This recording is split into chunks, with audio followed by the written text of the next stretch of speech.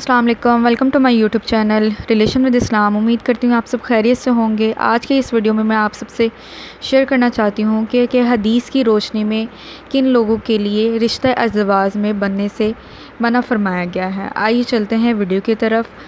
صحیح بخاری حدیث نمبر 88۔ اعوذ باللہ من الشیطان الرجیم، بسم اللہ الرحمن الرحیم۔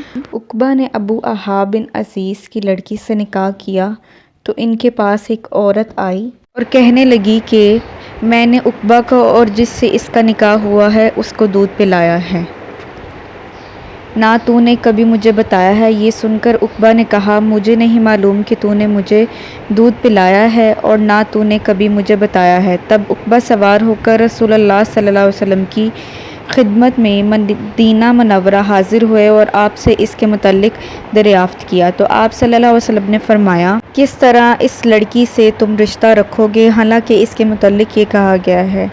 تب عقبہ بن حارث نے اس لڑکی کو چھوڑ دیا اور اس نے دوسرا خاوند کر لیا۔